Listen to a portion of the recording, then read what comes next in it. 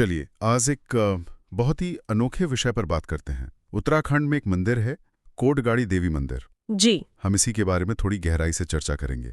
हमारे पास एक लेख है जिसका शीर्षक है कोटगाड़ी देवी दिव्य न्याय का सर्वोच्च दरबार। हाँ, और इस लेख के जरिए हम ये समझने की कोशिश करेंगे कि आखिर इस जगह को लोग इतनी श्रद्धा से, मतलब न्याय की सुप्रीम कोर्ट क्यों मानते हैं। बिल्कुल, तो आइए देखते हैं इस स्रोत में क्या क्या जानकारी मिलती है। जी। ये कल्पना ही अपने आप में काफी है कि एक ऐसी जगह जहां लोगों का विश्वास है कि देवी खुद न्याय करती हैं। हाँ, खासकर उन मामलों में जहाँ शायद इंसानी अदालतें या कोशिशें नाकाम रहती हैं। सही।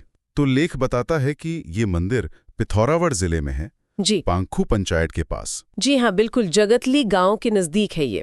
और यहाँ जो देवी हैं उन्हें कोटगाड़ी या फिर कोकिला देवी भी कहते हैं। अच्छा, कोकिला देवी भी। हाँ, और स्रोत ये साफ कहता है कि ये कोई नई बात नहीं, सदियों से ये जगह न्याय के आखिरी दरबार के तौर पर मतलब जानी जाती है। सदियों से? अरे वाह! तो ये दिव्य सुप्रीम कोर्ट वाली बात, यस। इसके पीछे क्या वजह बताई गई है लेख में, कुछ खास? लेख के अनुसार मान्यता ये है कि अगर कोई सच में बहुत परेशान है, अन्याय हुआ हो, धोखा मिला हो, कोई आर्थिक संकट हो या घर की कोई उलझन हो, तो यहाँ गुहार लगाने पर उसे फौरन न्याय मिलता है, तुरंत। फौरन न्याय। जी। और इसी गहरे विश्वास की वजह से ही स्थानीय लोग इसे बड़े सम्मान से कोटगाड़ी सुप्रीम कोर्ट कहते हैं। अच्छा, ये तो वाकई मतलब एक अलग ही स्तर का विश्वास है। हाँ, ये दिखाता है कि कैसे कभी-कभी व्यवस्था से निराशा होती है तो आस्था में उम्मीद दिखती है। यहाँ पूजा का तरीका भी काफी अलग बताया गया है लेख में, कि लोग अपनी समस्याएं लिख कर देते हैं चिट्ठी की तरह। हाँ बिल्कुल, ये बहुत दिलचस्प है। स्रोत कहता है कि भक्त अपनी परेशानी साफ साफ लिखते हैं, जैसे कोई सरकारी अर्जी लिख रहे हो या स्टैम्प पेपर पर। जैसे स्टैम्प पेपर पर? हाँ बिल्कुल, और फिर उसे मंदिर में चढ़ा देते हैं।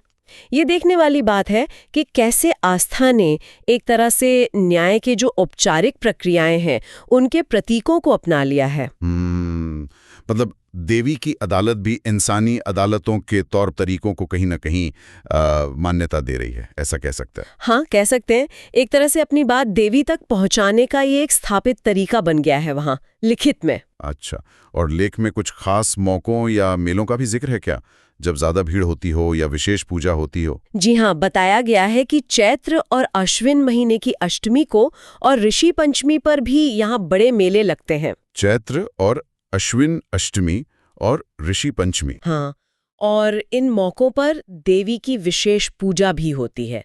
जाहिर है ये दिन समुदाय के लिए अपनी आस्था जताने और शायद न्याय की अपनी सामूहिक धारणा को मजबूत करने का एक अवसर होते होंगे। एक और बात जो मुझे बहुत चौंकाने वाली लगी लेख में, वो है न्याय की मान्यता का पीढ़ियों तक चलना। ये 5 पदों तक न्याय की मान्यता, इसका क्या मतलब हुआ? हाँ, ये वाकई बहुत अनूठा पहलू है। स्रोत के हिसाब से 5 पदों तक मान्यता का मतलब है कि यहाँ जो न्याय हुआ उसका असर या उसकी वैधता सिर्फ उसी वक्त तक नहीं रहती। अच्छा, बल्कि अगली 5 पीढ़ियों तक मानी जाती है। 5 पीढ़ियों तक? जी। तो ये सिर्फ फौरन राहत की बात नहीं है, ये देवी के न्याय के स्थायित्व और उसके अचूक होने में लोगों के गहरे विश्वास को दिखाता है। ये तो बहुत बड़ी बात है। हाँ। और लेख में देवी की प्रतिमा में योनि के अंकन का भी जिक्र है, उसकी कोई खास मान्यता है? हाँ, स्रोत में इसका उल्लेख है।